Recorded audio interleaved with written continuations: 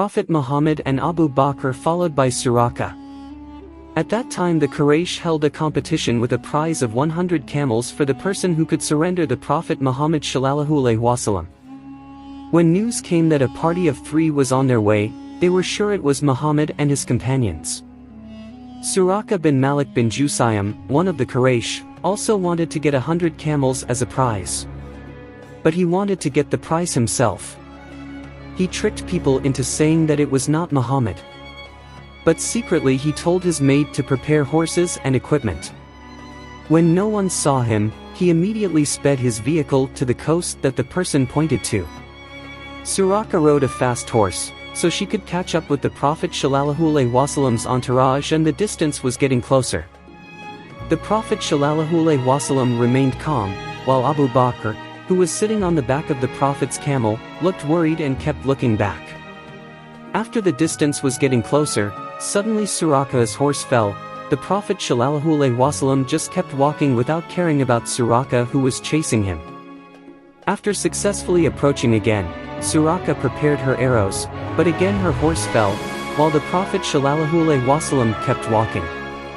Still curious too, after successfully freeing his horse, he chased it again, but for the 3rd time, his horse fell, and this time it was followed by dust strewn in the air. Sirah realized that the person she was chasing was not just anyone. After successfully freeing his horse and no longer intending to catch or kill the Prophet Sallallohu'alaihiwassalam, he managed to approach his entourage and call him. After dealing with the Prophet Sallallohu'alaihiwassalam, he apologized and begged not to do anything wrong. He also offered to share the supplies he had brought with him.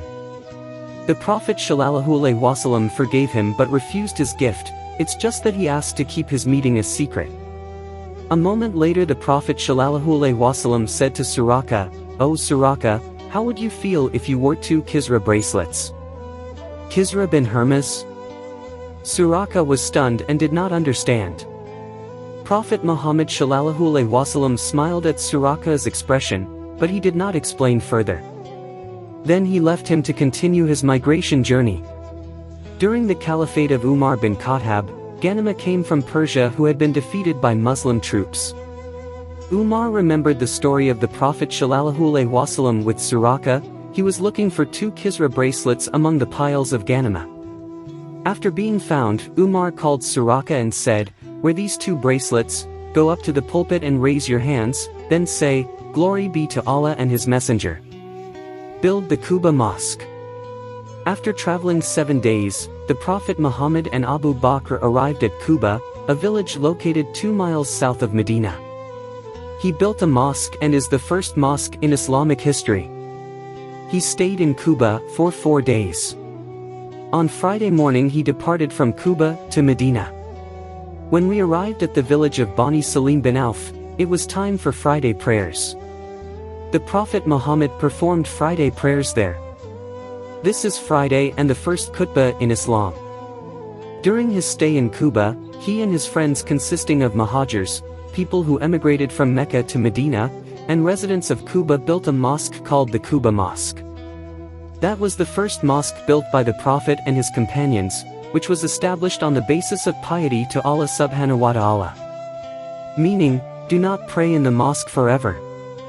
Indeed, a mosque founded on piety, Quba Mosque, from the first day is more deserving for you to pray in it. In the mosque there are people who want to clean themselves, and verily Allah loves clean people. Quran Surah Al-Tawbah verse 108. After staying for 4 or 14 days, and having finished building the mosque that was first built, he and his companions were getting ready to continue their journey to the city of Medina, which had been the foundation of hope. Early on Friday morning, the Prophet and his companions left for Yathrib or Medina.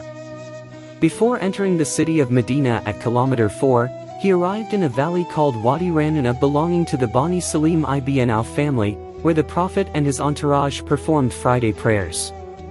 Muhyiddin, Sayyidina Muhammad Nabi al-Rahma, page 61. That was the first Friday prayer performed by the Prophet and his companions. Until now pilgrims always take time to visit the mosque. It was named the Friday Mosque because it was used for Friday prayers for the first time. Arrive in Medina.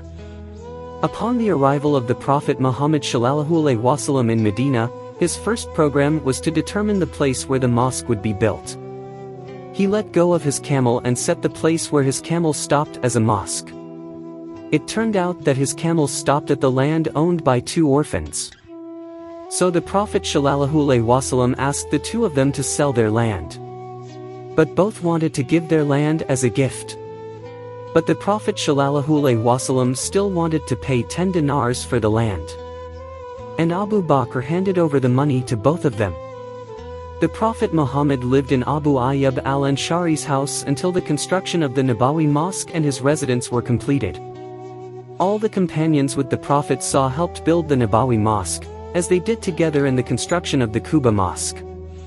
A few days later, the Prophet's wife, Sallallohu'alaihiwassalam, and her family also migrated to Medina under the escort of Abdullah bin Abu Bakr.